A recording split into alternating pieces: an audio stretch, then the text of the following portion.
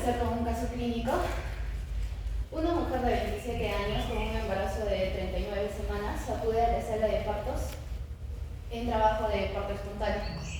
No se reportaron antecedentes médicos relevantes y los controles prenatales han sido adecuados. Durante el trabajo de parto se observa un líquido amniótico teñido de meconio. El recién nacido varón nace por parto vaginal con un peso de 3.100 gramos. Al nacer presenta apnea, hipotonía y una frecuencia cardíaca de 50 latidos por minuto, por la cual se decide iniciar lo que es una reanimación neonatal. En la evolución se van a hacer lo que son los pasos iniciales, ¿no? Durante los primeros 30 segundos. Se coloca al neonato en una cuna térmica, se seca, se aspira la vía aérea debido a la presencia de meconio. Se posiciona la cabeza en una posición neutra para optimizar la vía aérea. No hay esfuerzo respiratorio espontáneo, por lo que se procede a lo que es la estimulación táctil. Ante la ausencia de la respiración espontánea y una frecuencia cardíaca menor de 100 latidos por minuto, se inicia lo que es la ventilación con presión positiva, con mascarilla y una bolsa autoinflable a una frecuencia de 40 a 60 ventilaciones por minuto y una presión inicial de 20 a 25 centímetros de agua. Tras 30 segundos de ventilación con presión positiva, la frecuencia cardíaca aumenta a 90 latidos por minuto, pero el recién nacido sigue sin respirar de manera adecuada.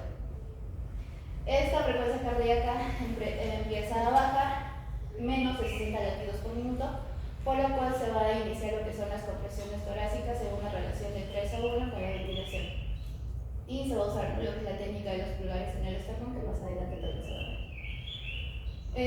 Se administra adrenalina por vía umbilical debido a que hay una falta de respuesta a pesar de que se hacen las compresiones torácicas.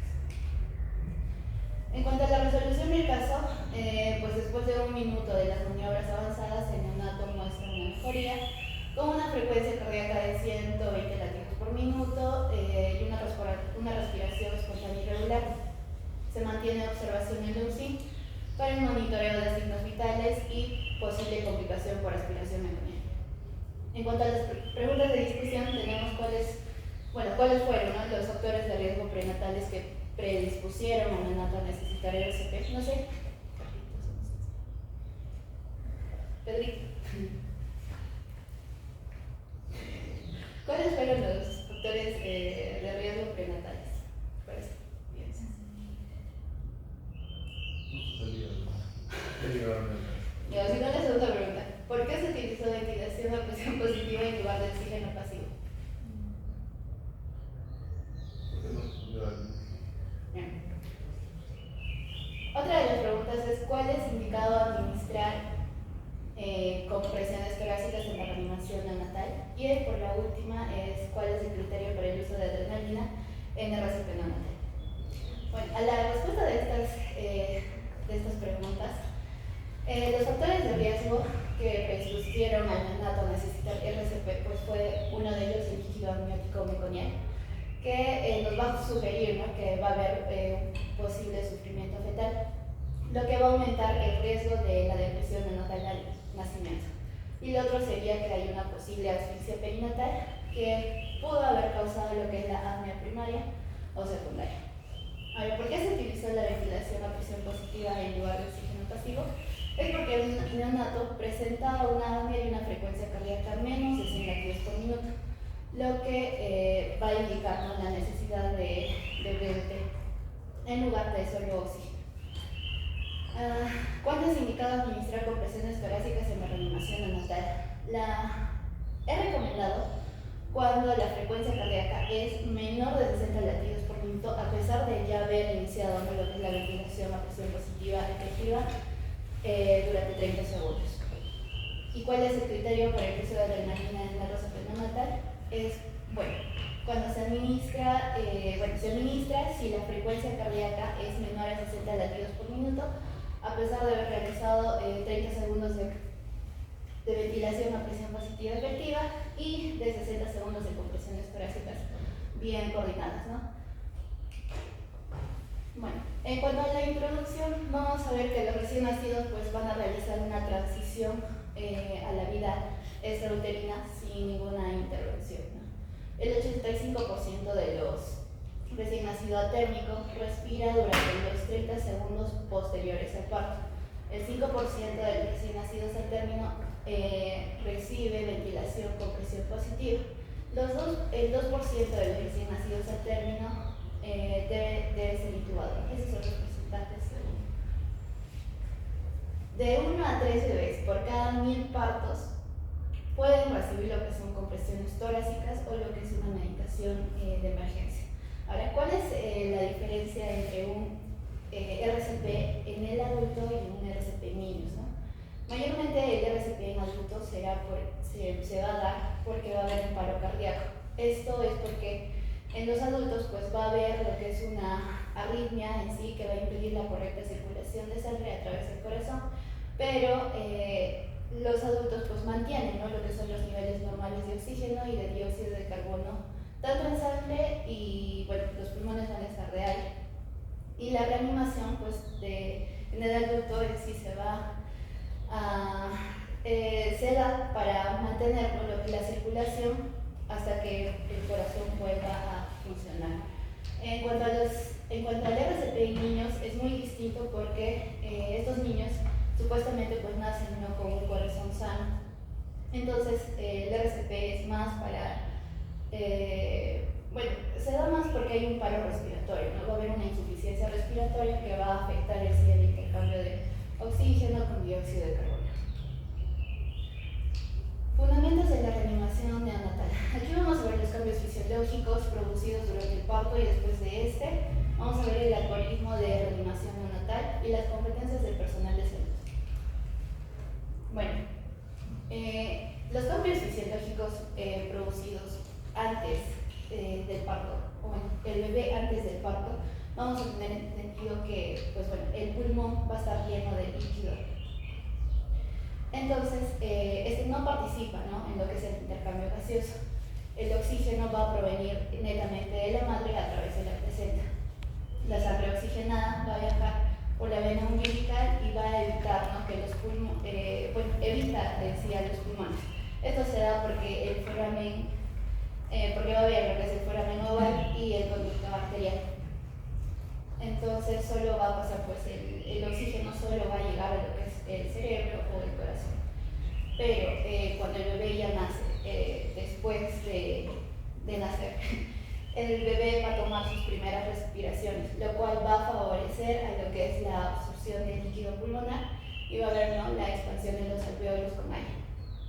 A ver, con el cierre del foramen oval y la obliteración progresiva del conducto arterial, la circulación neonatal va a quedar establecida, asegurando pues que los pulmones sean el principal órgano para la oxigenación del cuerpo. ¿Qué pasa si hay una transición anómala? Pues los órganos del bebé no van a recibir suficiente oxígeno y si esta persiste, va a haber una falla del corazón y va a descender, ¿no?, el flujo sanguíneo en todos los órganos, por lo cual vamos a tener hallazgos clínicos como apnea, taquipnea, bradicardia, taquicardia, falta de tono muscular, una piel pálida, cianosis, saturación de oxígeno baja o una presión arterial baja. El algoritmo de reanimación neonatal se va a dividir en lo que son 5 bloques. Esto se da desde el parto hasta la evaluación inicial. Los hexágonos van a ser lo que son las evaluaciones y los rectángulos son las acciones que podrían requerirse, ¿no? Los 5 bloques, va a ser, el primer bloque sería lo que es la evaluación rápida. A, B, C, D, vía aérea, que son los 5 pasos, así vamos a explicarlo paso a paso. En cuanto a la evaluación rápida, vamos a ver, ¿no?, si el asesoramiento, tiene que haber un asesoramiento prenatal, tiene que haber ya una sesión informativa con el personal del equipo que va a hacer lo que es la reanimación neonatal, la comprobación del equipo. Cuando se da el nacimiento, nos vamos a hacer 3 preguntas, ¿no?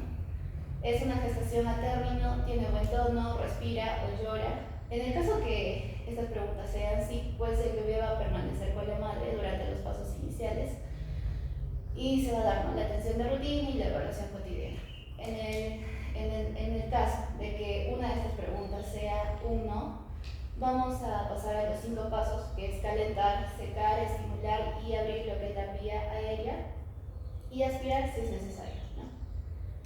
Después de esto, pasemos a preguntarnos si el bebé está con jadeo, con boqueo y si su frecuencia cardíaca está menos de 100 latidos por minuto. En el caso que sea no, nos vamos a hacer las siguientes preguntas: si es que presenta lo que es una dificultad respiratoria o si hay una cianosis persistente.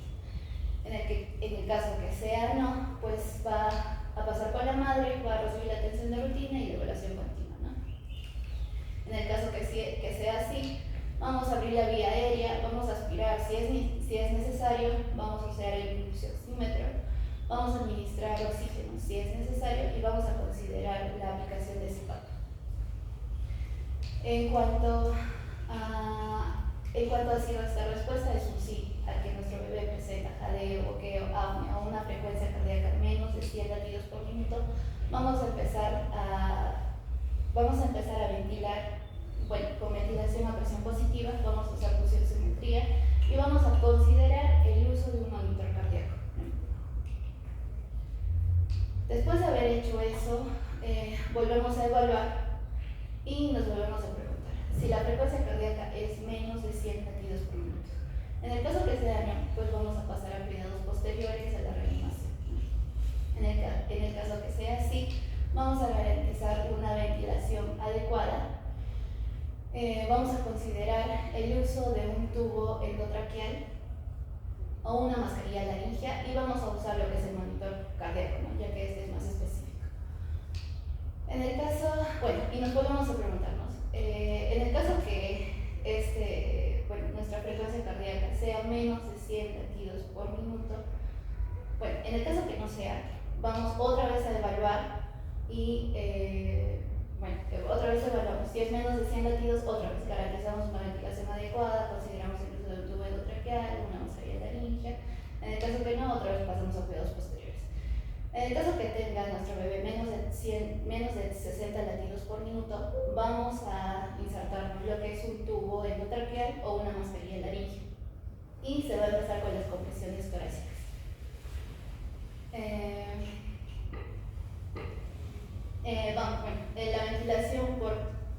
La ventilación a presión positiva va a ser al tope, ¿no? Al 100%, y vamos a poner un catéter venoso umbilical. Después de esto volvemos a evaluar si nuestra frecuencia cardíaca es menos de 60 latidos por minuto. Vamos a pasar a lo que son los medicamentos, ¿no? La adrenalina por vía intravenosa cada 3 a 5 minutos. Si la frecuencia cardíaca se mantiene en menos de 60 latidos por minuto, vamos a considerar que el niño está con una hipovolemia o con un neumotórax. Competencias del personal de salud. El equipo debe tener un líder que lo va a organizar, ¿no? Y va a dar roles a cada persona según las capacidades, y todo el equipo debe tener un conocimiento previo, y tiene que haber ya hecho simulaciones previas, ¿no? Que sean muy reales. Estos son los comportamientos que debería de tener el equipo. Uno de ellos, por ejemplo, es conocer el entorno, ¿no? Tienen que saber lo que es la ubicación del equipo de reanimación y también cómo se puede acceder a ello. Tienen que saber cómo llamar para pedir ayuda y también quién está disponible. En cuanto a usar la información disponible, los del equipo deberían de conocer lo que es el historial prenatal e intraparto, incluidas lo que son las complicaciones y las medicaciones, ¿no? Y otros factores de riesgo. En cuanto a prever y planificar, se va a realizar una reunión del equipo antes de la reanimación para garantizar que todos los miembros del equipo conozcan la situación clínica. Esto se va a dar siempre y cuando se hayan identificado, ¿no? Factores de riesgo antes del nacimiento. Se va a asignar los roles y responsabilidades. Se va a analizar un plan de acción por si surgen complicaciones. Identificar claramente al líder del equipo. Se va a identificar al líder del equipo, quien va a ser que delegue las tareas. según sea apropiado. Los miembros del equipo tienen que pensar en voz alta y el líder del equipo también puede delegar a otro miembro para que se haga cargo en el caso pues, de que él tenga que involucrarse en otro procedimiento. La comunicación tiene que ser eficaz, se tiene que llamar a los miembros del equipo por su nombre, tienen que compartir la información activamente, tienen que informar a su equipo si se identifica un problema, un error sobre el paciente, se tienen que ordenar los medicamentos según el nombre, la dosis y la vía, se tiene que usar un lenguaje conciso y claro, tiene que haber un circuito cerrado de comunicación entre los miembros del equipo. Se tiene que asegurar que los cambios hay que incluir a los miembros de la familia en las comunicaciones según corresponde. Delegar trabajo de manera óptima. Aquí en conclusión no hay que sobrecargar solo a un miembro del equipo con todas las tareas, pero tampoco tienen que estar todos los miembros del equipo en una sola tarea. Distribuir la atención con inteligencia. Para mantener la alerta situacional hay que revisar y evaluar la situación clínica con frecuencia. Hay que controlar también lo que es el desempeño de las competencias de cada uno para preservar lo que es la seguridad del paciente. Usar los recursos disponibles. Hay que saber qué personal está disponible, qué suministros adicionales o especiales están disponibles y cómo también se puede acceder a ellos. Pedir ayuda cuando sea necesario. A partir de los factores de riesgo presentes y el progreso de la reanimación, se va a anticipar a la necesidad de aumentar la cantidad de miembros en el equipo. Llame a tiempo para pedir ayuda adicional, también hay que saber cómo llamar para pedir esta ayuda y mantener un comportamiento profesional, que tienen que ser respetuosos, tienen que buscar y ofrecer ayuda activamente, se tienen que apoyar y promover el trabajo en equipo. Evaluación previa y preparación para la reanimación. Antes del nacimiento, el equipo médico debe estar preparado y esto va a incluir que se haya identificado los factores de riesgo materno y fetales. Esto se va a dar por las 4 preguntas que posteriormente le voy a presentar. Se va a hacer una revisión del equipo de reanimación, garantizando lo que es la disponibilidad y el correcto funcionamiento de los dispositivos de ventilación, de oxígeno y de medicamentos, y la designación de roles dentro del equipo médico. Ahora, estas son las 4 preguntas que se hacen antes del parto en sí. Una de ellas es: ¿cuál es la edad gestacional prevista? ¿El líquido amniótico está limpio? ¿Hay más factores de riesgo? ¿Y cuál es nuestro plan de manejo del cordón umbilical? Aquí vamos a fijar algunos puntos clave que en algunos recién nacidos, sin factores de riesgo, a veces necesitan lo que es una reanimación neonatal, Entonces, por este motivo, en cada parto sí o sí debe haber al menos una persona cualificada para iniciar la reanimación. Pero en el caso que haya un recién nacido con factor de riesgo, al menos debe haber 2 personas cualificadas para ocuparse de atender al bebé. ¿Cuáles serían nuestros factores de riesgo perinatales que aumentan la probabilidad de que se necesite una reanimación neonatal? Los factores de riesgo prenatales son que la edad gestacional sea menor a 36 semanas, que haya preeclampsia o eclampsia, hipertensión materna, gestación múltiple, anemia fetal, polindramios, oligoindramios, macrosomía fetal, deformidades o anomalías fetales significativas. En cuanto a los factores de riesgo intraparto, vamos a ver si es un parto por cesárea de emergencia, si es un parto por forceps o con ventosa, si hay anestesia materna general, si hay desprendimiento prematuro de la placenta, si hay hemorragia intraparto, si hay distocia de hombro, si hay líquido amniótico tenido por meconio, como es en el caso que había en el caso clínico, y el prolapso del cordón umbilical. Ya lo mencioné, el equipo de trabajo debe estar capacitado para todas las competencias, ya sea para realizar los pasos iniciales, la ventilación, la intubación endotraqueal, compresiones torácicas, para acceder el acceso vascular de emergencia, En cuanto a los suministros y equipos, vamos a encontrar los 7 cajones, que es el calor, despeje de la vía aérea, la aceptación, la ventilación, la oxigenación, la intubación y la medicación. En cuanto al calor, vamos a tener pues lo que son toallas, mantas calientes, los gorritos, bolsas o envoltorios de plástico, o el colchón térmico que se usa mayormente pues en bebés pues que sean menos de 32 semanas de gestación, ¿no? En cuanto al despeje de la vía aérea, vamos a tener lo que son las perillas de succión, las sondas de aspiración, el aspirador traqueal. En cuanto a la auscultación, pues vamos a tener el estetoscopio. En cuanto a la ventilación, vamos a tener lo que es el flujo retroajustado a 10 litros por minuto, el mezclador de oxígeno, el dispositivo de ventilación con presión positiva, las mascarillas de tamaños adecuados, ¿no?, para bebés a término y prematuros, tubo orogástrico, jeringa de 20 ml, mascarilla laringea, tubo orogástrico otra vez, monitor cardíaco con derivaciones. Y en cuanto al oxígeno, vamos a tener un equipo para administrar oxígeno a flujo libre, el pulsioxímetro, la tabla de objetivos de saturación de oxígeno por minuto que va subiendo, ¿no?, el oxígeno del bebé, la intubación, que aquí vamos a encontrar lo que es el laringoscopio, el estilete, tubo endotraqueal, el detector de dióxido de carbono, tijeras. En cuanto a la medicación, pues va a estar lo que es la adrenalina, la solución salina normal, los utensilios para colocar un catéter venoso umbilical de emergencia para administrar los medicamentos, la tabla de dosis calculadas de medicación de urgencia para bebés que pesan entre 0,5 y 4 kilogramos.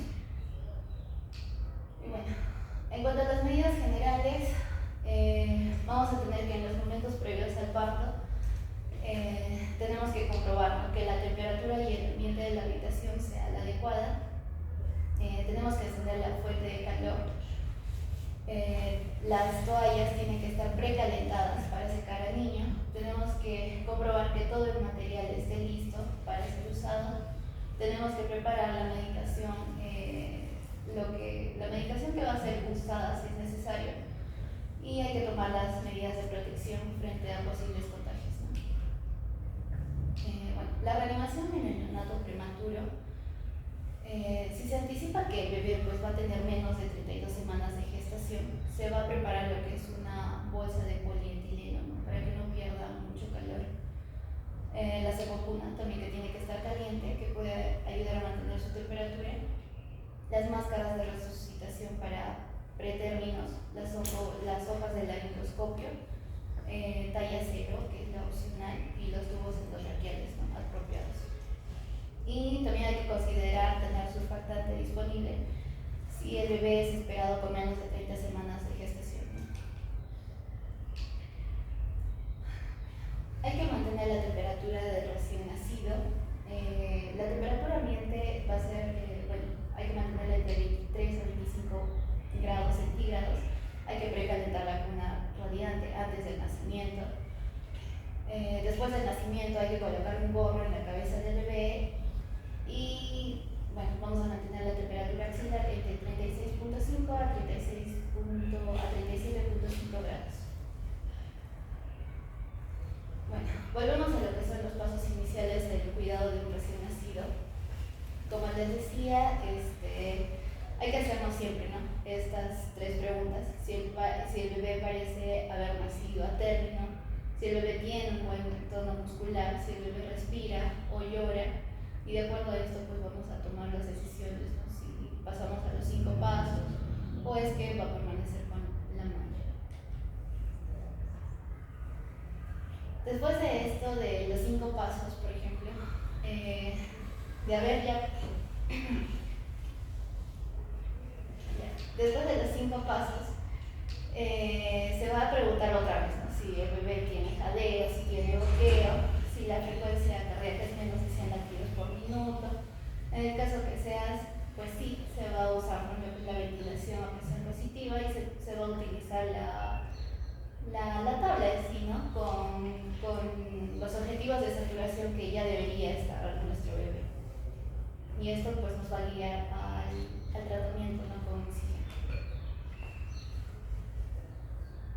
Bueno, la ventilación con presión positiva. Se recomienda iniciar con este tipo de ventilación si el bebé pues no va a respirar, ¿no? O si el bebé está jadeando o boqueando, ¿no? O si la frecuencia cardíaca del bebé es inferior a 100 latidos por minuto. Durante la ventilación a presión positiva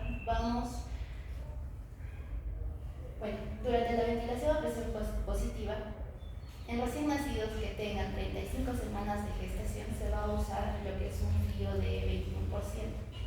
Pero en bebés recién nacidos prematuros con menos de 35 semanas va a ser se va a usar de un 21 a 30%, ¿no? La frecuencia de ventilación va a ser de 40 a 60 ventilaciones por minuto y la presión de ventilación inicial va a ser de 20 a 25 centímetros de agua. Vamos a decir que es una ventilación con presión positiva exitosa si vamos a encontrar que la frecuencia cardíaca está elevando, ¿no? Y si no aumenta en los 15 segundos de ventilación a presión positiva y no se observa lo que es un movimiento torácico, se va a realizar lo que son los movimientos correctivos de la ventilación. Estos pasos correctivos de la ventilación es el Mr. Sopa en sí, que son los siguientes.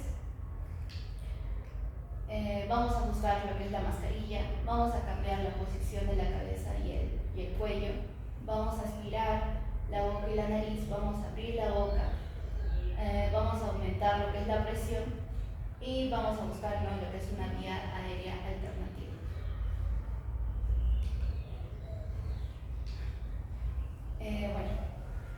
Si no se le puede administrar una ventilación exitosa al bebé con una mascarilla facial y la intubación no es eficaz, la mascarilla laringea se puede proporcionar, ¿no?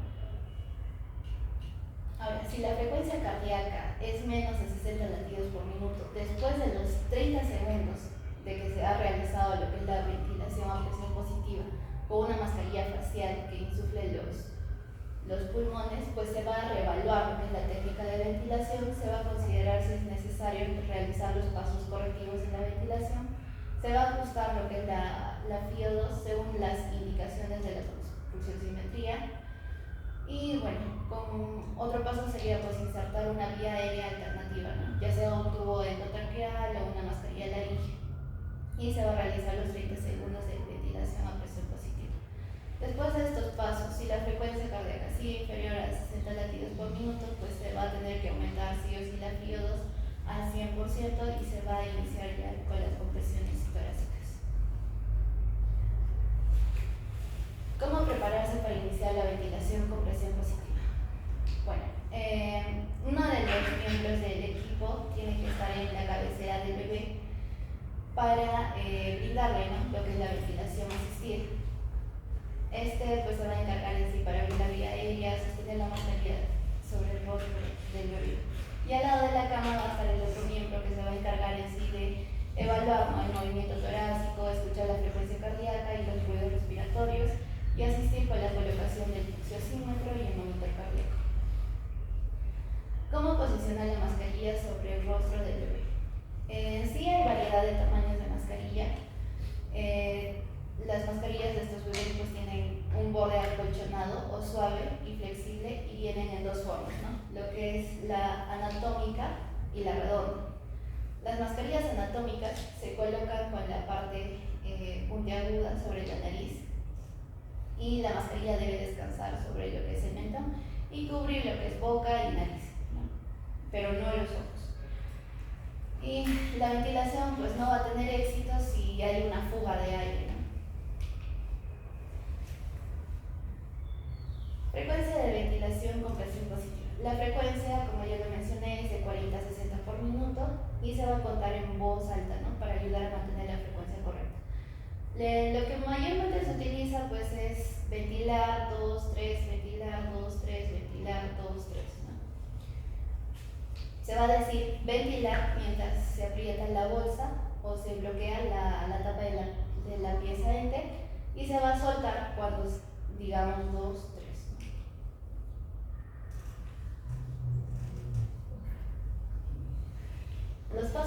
situación crítica.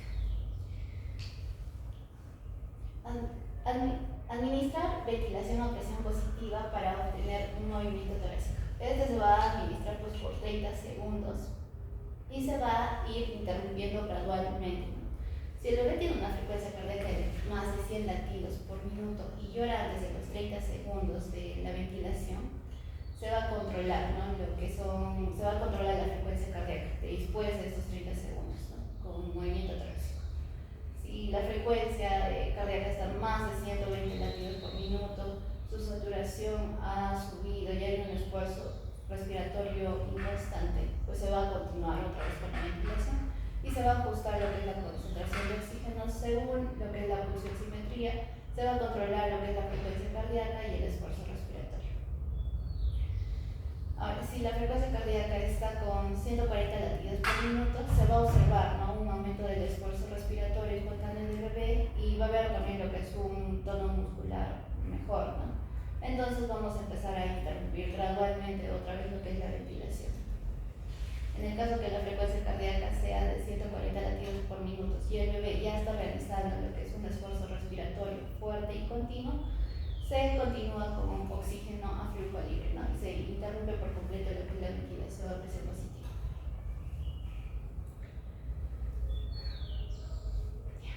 Vamos a evaluar la necesidad del oxígeno a flujo libre para mantener la saturación del oxígeno dentro del rango objetivo. Si la frecuencia cardíaca es de 140 latidos por minuto y la saturación es de 70% y el bebé presenta lo que es un adecuado esfuerzo respiratorio espontáneo, se va a iniciar lo que es el oxígeno a flujo libre correctamente. Otra vez se vuelve a evaluar la frecuencia cardíaca, la saturación del oxígeno y el estado respiratorio. Si el bebé ya presenta un adecuado esfuerzo respiratorio, pues ya sería el fin del escenario. Se disminuye o incluso se interrumpe lo que es el oxígeno a flujo libre y se mantiene la saturación de oxígeno dentro del nivel objetivo. Se va a controlar la frecuencia cardíaca, la respiración, la saturación de oxígeno y la temperatura. Se va a comunicar esto al equipo perinatal y a los padres. Este es sí opcional, el uso del CPAP y el tubo orogástrico. Después de que se ha interrumpido lo que es la ventilación a presión positiva y el oxígeno a flujo libre, y si nuestro recién nacido tiene dificultad aún respiratoria y quejido expiratorio y su frecuencia cardíaca está en 140 latidos por minuto y su saturación a 80, se va a administrar lo que es un CPAP o se va a insertar lo que es el tubo orogástrico. El CPAP se va a administrar a 5 centímetros de agua de presión. Se va a regular la concentración de oxígeno según la pulsioximetría. Vamos a tener una frecuencia cardíaca de 140 latidos por minuto, una saturación de 85%. Entonces vamos a continuar con lo que es el CPAP. Se va a ajustar la concentración de oxígeno según la pulsioximetría. Si la frecuencia cardíaca es de 140 latidos por minuto y la saturación está al 90%, y esto va a depender en qué minuto de vida esté nuestro bebé y el esfuerzo respiratorio ya haya mejorado, pues también llegaríamos a lo que es el fin del escenario, y ya estaríamos controlando solo lo que es la frecuencia cardíaca, la respiración, la saturación de oxígeno, la temperatura.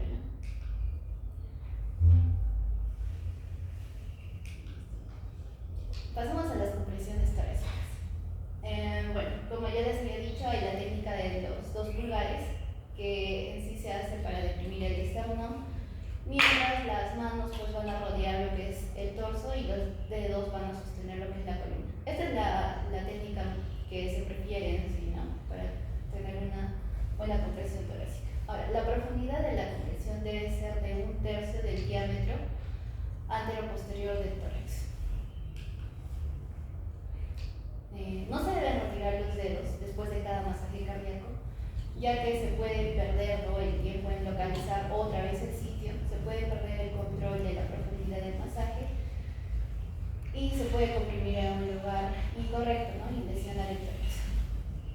La frecuencia y coordinación es en total de 90 compresiones más 30 ventilaciones en un minuto.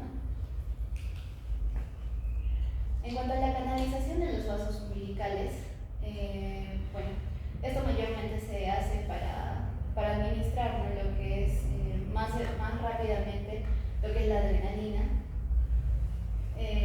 Aquí se va a colocar en sí una cinta o una ligadura sin ajustar en la base del cordón umbilical.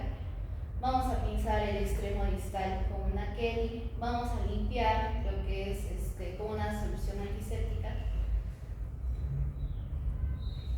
Se va a llenar un catéter umbilical de 3.5 o 5 con una solución salina. Se va a usar con una jeringa de 3 mililitros. Se va a cerrar la llave para prevenir la salida de líquido y la entrada de aire. Después de esto, pues se va a seccionar el cordón umbilical con un bisturí por debajo de la pinza o a 2 centímetros de la distancia de la piel. Se ubica la vena umbilical y se va a dirigir, ¿no?, el catéter hacia arriba y vamos a introducirlo de 2 a 4 centímetros hasta que pues fluya sangre por él, y por último se va a fijar este catéter con una sutura. En cuanto a los medicamentos, vamos a tener pues que la concentración en sí de la adrenalina es de 0,1 miligramos por mililitro de adrenalina, es igual a decir que 1 miligramo es en 10 ml. La vía en que se puede poner esta adrenalina puede ser intravenosa, que es la preferida, pero también se puede dar por vía intraósea. Se puede dar por vía endotraqueal, pero esta es solo mientras se va a establecer, ¿no?, el acceso ya sea intraóseo o intravenoso. En cuanto a la preparación, ya sea intravenosa o intraósea, se va a usar una jeringa de 1 ml etiquetada como adrenalina, ¿no? Esta se tiene que etiquetar como adrenalina intravenosa. Se va a preparar un bolo de solución salina de 3 mililitros. Y en cuanto sea endotraqueal, pues es una jeringa de 3 a 5 ml etiquetada igual, ¿no?, como adrenalina endotraqueal solamente. En cuanto a la dosis, ya sea intravenosa o intraósea, se va a usar de 0,02 miligramos por kilo. Y bueno, la administración, que ya sea intravenosa o intraósea, que esta sí va a ser la más rápida posible. Bueno, eso sería todo eso. La bibliografía. Listo. Gracias.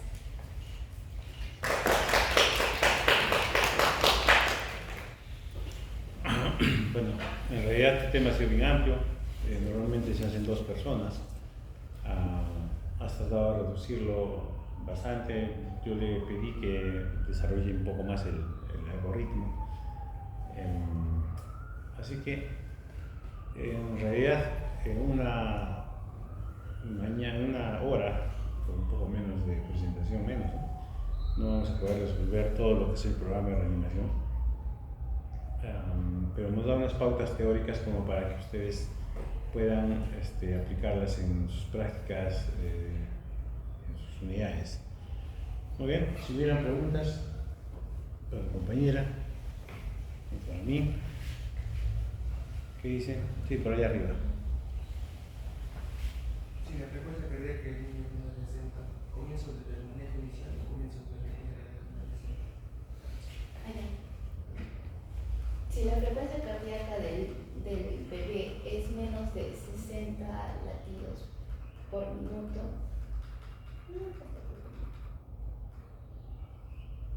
ya. Si la frecuencia cardíaca del bebé es menos de 60 latidos por minuto, se pasa, ¿no?, a colocarle un tubo endotraqueal o lo que es la mascarilla laringea, y se va a empezar con lo que son las compresiones torácicas. En el caso que no sea más de 60 latidos por minuto, pues volvemos a reevaluar si la frecuencia cardíaca pues, va a ser menos de 100 o más de 100. En el caso que sea menos de 100, pues vamos a garantizar otra vez lo que es la ventilación adecuada, que es en sí el Mr. Sopa, y vamos a considerar otra vez, ¿no?, el uso de tubo endotraqueal. Pero si es mayor a 100, pues se pasa a lo que son los cuidados posteriores. Sí, Entonces, no hago calentado, secado, aspirado. Sí. En sí estos son los 5 pasos principales, ¿no? En el caso que pues nuestro bebé no llore, tenga un tono muscular bajo, ahí es donde aplicamos recién los 5 pasos, ¿no? Calentar, secar, estimular. Pero en el caso que sí tenga buen tono, sea una gestación a término, sí llore, pues se va a pasar con la madre, ¿no? Y las siguientes evaluaciones.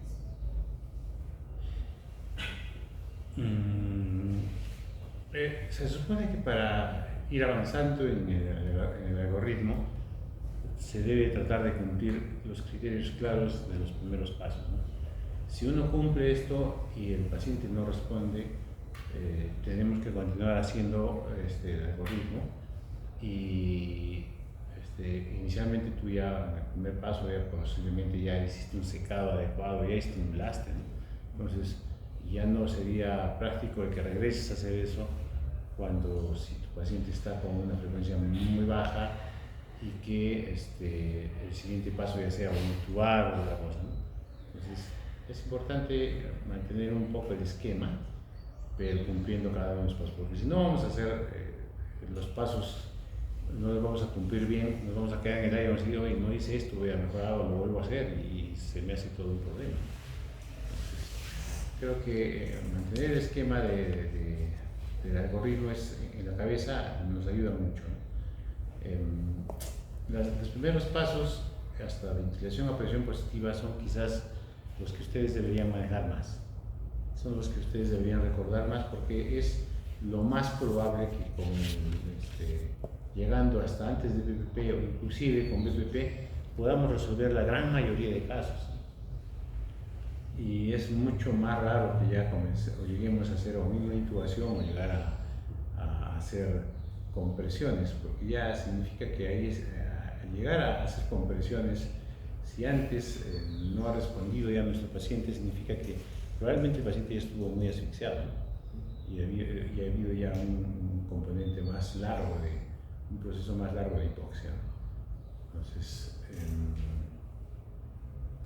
ahora que llegar todavía a medicamentos, ya significa puede que nuestro paciente ya tuvo un proceso muy largo y las posibilidades de que salgan con adrenalina son más bajas, ¿no? Pero, ¿qué sucede? Que a veces cuando comenzamos un RCP, si no tenemos un líder, pues todo el mundo va a querer hablar, todo el mundo va a querer, y es un poco molestoso a veces cuando hay una persona que no sabe mucho esto y comienza a estresarse. Hay algunas personas, algunos técnicos o enfermeras mismos, que ya comenzando el RCP, ya el segundo paso quieren ponerle adrenalina. Entonces, si le comienzan a presionar, doctor, le preparo la adrenalina, cuando recién estamos pues, en BPP y de repente intubando, ¿no? Entonces, eso no debería darse. Entonces, por eso es importante, cuando ustedes estén, por ejemplo, en su centro de salud, cuando hagan sus serums, siempre es bueno que ya formen su equipito, ¿no? Y que hagan su pequeña charla y que ustedes mismos se preparen qué hacer si viene un paciente con tales características, crear sus escenarios y poder desarrollar el algoritmo, ¿no? En el caso que ya presentaba la compañera, poco frecuente que no haya ningún antecedente y que el paciente nazca con líquido verde. Es cierto que puede haber esto, inclusive es cierto que un paciente puede nacer con líquido verdoso y no tener nada. Es muy probable, algunas veces hemos tenido casos así, pero para que el paciente tenga eliminación de líquido verde meconial, significa que ya ha habido un proceso de hipoxia en su gran mayoría de casos, ¿no? Entonces debió haberse ya detectado antes o latidos bajos o latidos altos, y eso a veces no depende de nosotros, depende más del personal de obstetricia, que es el que está atendiendo el parto. Para eso también es importante que nosotros, los que vamos ustedes a estar en su puesto de salud, por ejemplo, es muy probable que ustedes van a atender el parto si es que hay la obstetriz. Entonces van apoyando, mientras la obstetriz va haciendo la atención de las contracciones, va viendo cómo va descendiendo la presentación, ustedes van haciendo la frecuencia cardíaca con el monitor, si no hay monitor con su estetoscopio, pero tenemos que apoyar. Ahora, se imaginan que ustedes sean los que aporten o atiendan el parto y en ese momento no hay obstetriz y ustedes son los que están haciendo la atención del parto y también tienen que atender al bebé que nace mal, se complica, ¿no? Pero entonces por eso es siempre bueno estar preparados, organizar a la gente para una buena atención del parto. ¿Alguna pregunta más? ¿Una duda más? Sí, ¿verdad? ¿Hay alguna contraindicación para realizar el PPP en mensaje cardíaco?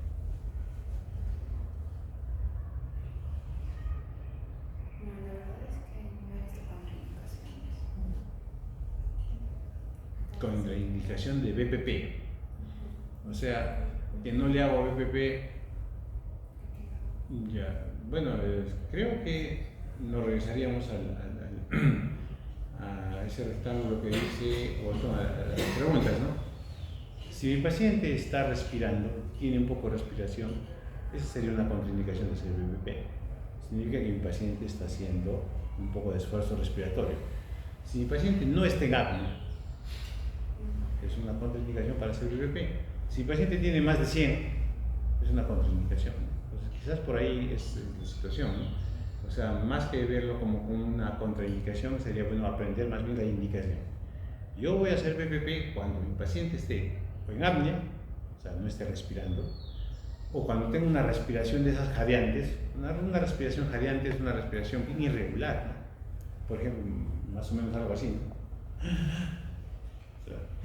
O sea, es una respiración, eso es jadeo, eso no es respiración, ¿no? Pero está haciendo movimiento, hay un poco de esfuerzo respiratorio, también es indicación. Y lo otro, la frecuencia cardíaca. Muchas veces lo que interesa en el momento de decidir hacer o no la BPP es de que después de que has estimulado, de que has agarrado tus pañitos, lo has secado y el bebé no responde a eso y ves que está sin esfuerzo respiratorio, ya no le tomes frecuencia cardíaca, porque vas a demorar.